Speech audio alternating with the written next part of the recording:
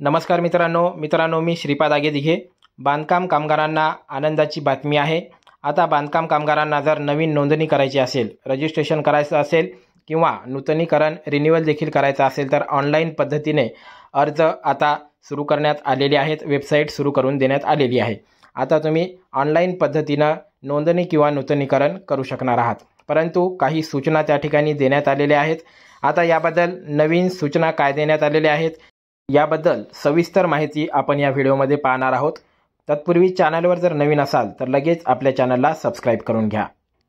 तर मित्रांनो, या ठिकाणी तुम्ही पाहू शकता मंडळाची अधिकृत वेबसाईट आहे mahabocw.in। या वेबसाईटवरती एक नोटीस लावण्यात आलेली आहे। आता या नोटीसमध्ये नेमकं काय सांगण्यात आलेलं आहे थोडक्यात आपण पाहून घेऊया। बघा, या ठिकाणी मंडळाच्या आदेशानुसार दिनांक 5 फेब्रुवारी 2025 पासून तालुका सुविधा केंद्रात डेटा एंट्रीचे जे काम आहे ते बंद करण्यात आलेलं आहे। जे केंद्र उभारण्यात आलेले होते तालुका स्तरावर डेटा एंट्रीचं जे काम करत होते ते केंद्र आता बंद करण्यात आलेले आहेत। बांधकाम कामगार आपली नोंदणी, नूतनीकरण व लाभाचे अर्ज ऑनलाईन पद्धतीने आपल्या सोयीच्या जागेवरून आता भरू शकतात। तुमची जी नवीन नोंदणी असेल, रजिस्ट्रेशन असेल किंवा रिन्यूअल असेल किंवा लाभाचा जो इतर अर्ज आहे ते ऑनलाईन पद्धतीने तुम्ही आता तुमच्या सोयीच्या जागेवरून म्हणजे तुम्ही तुमच्या मोबाईलवरून ऑनलाईन पद्धतीने किंवा मग आपल्या जवळचं महासेवा केंद्र असेल किंवा सेतू केंद्र असेल, CSC सेंटर, आपले सरकार केंद्र यावरती जाऊन तुम्ही तुमच्या सोयीनुसार आता अर्ज तुमचा भरू शकता ऑनलाईन पद्धतीने। अर्ज भरल्यावर कागदपत्रांच्या पडताळणीसाठी कामगारांना आपल्या सोयीची तारीख निवडावी लागेल। आता तुम्ही ऑनलाईन पद्धतीने अर्ज भरल्याच्या नंतर तुम्हाला कागदपत्रांची जी पडताळणी करायची आहे त्या कागदपत्राच्या पडताळणीसाठी तुमच्या सोयीची तारीख तुम्हाला त्या ठिकाणी निवडावी लागेल ऑनलाईन पद्धतीने। 6 फेब्रुवारी 2025 पासून ह्या तारखा निवडण्याची सुविधा दिलेली आहे। म्हणजे आजपासून 6 फेब्रुवारी 2025 पासून ह्या ज्या तारखा आहेत ह्या निवडण्याची सुविधा देण्यात आलेली आहे। निवडलेल्या तारखेस मूळ कागदपत्रांसह निवडलेल्या सुविधा केंद्रावर हजर राहावे लागेल। बघा, तुम्ही जी तारीख त्या ठिकाणी निवडाल त्या तारखेला मूळ कागदपत्रांसह तुम्हाला निवडलेलं जे सुविधा केंद्र आहे त्या केंद्रावरती तुम्हाला हजर राहावे लागेल। ठरलेल्या तारखेस व ठिकाणी हजर न राहिल्यास अर्ज नामंजूर करण्यात येईल। तुम्ही ऑनलाईन पद्धतीने अर्ज भरलेला आहे आणि तारीखसुद्धा निवडलेली आहे, ठिकाणसुद्धा निवडलेलं आहे, परंतु ठरलेल्या तारखेस व ठिकाणावर तुम्ही जर हजर नाही राहिले तर तुमचा अर्ज हा नामंजूर करण्यात येईल, अशी नोटीस या ठिकाणी लावण्यात आलेली आहे। त्यानंतर अजून महत्त्वाचं काय या ठिकाणी देण्यात आलेलं आहे ते बघूया।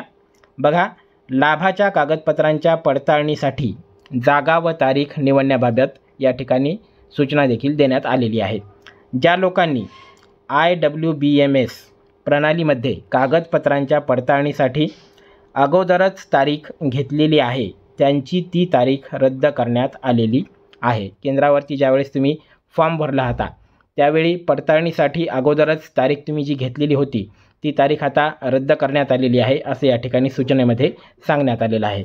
आता ते कामगार भरलेल्या लाभाच्या अर्जाच्या कागदपत्रांच्या पडताळणीसाठी दिलेल्या लिंकवरून नवीन तारीख निवडू शकतात। आता ज्या कामगारांनी आधी अर्ज भरले होते त्यांची तारीख तर आता कॅन्सल झालेली आहे, तर मग त्यांनी आता तारीख कुठे निवडायची, तर भरलेल्या लाभाच्या अर्जाच्या कागदपत्रांच्या पडताळणीसाठी दिलेली जी लिंक आहे त्या लिंकवरून तुम्हाला आता तारीख निवडायची आहे। रद्द झालेल्या तारखेऐवजी नवीन तारीख निवडण्यासाठी काय करायचं आहे, चेंज क्लेम अपॉइंटमेंट डेट हे जे ऑप्शन आहे या बटनवर क्लिक करायचं आहे।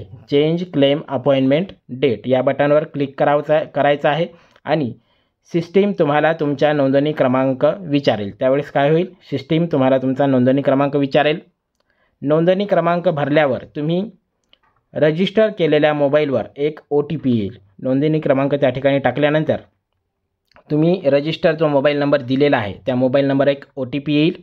OTP पडताळल्यानंतर तुम्हाला ज्या लाभाच्या अर्जाची तारीख बदलायची आहे त्याचा पोचपावती क्रमांक भरायचा आहे।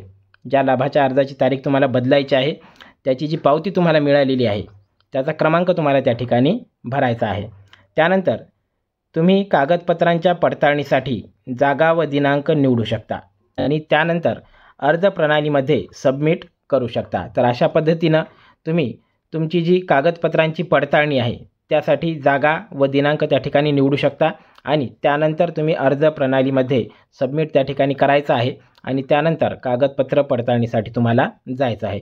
अशा प्रकारच्या ज्या सूचना आहेत, 2 सूचना किंवा 2 नोटीस या ठिकाणी या मंडळाच्या वेबसाईटवरती लावण्यात आलेले आहेत आणि तुम्हाला आता नवीन अर्ज आणि रिन्युअलसाठी देखील ही वेबसाईट सुरू करून देण्यात आलेली आहे। तर ही महत्त्वाची अपडेट या ठिकाणी होती। सर्व बांधकाम कामगारांना हा व्हिडिओ शेअर करा। व्हिडिओ आवडला असेल तर व्हिडिओला लाईक करा आणि आपल्या चॅनलला नवीन अपडेट्ससाठी सबस्क्राईब करून ठेवा। धन्यवाद।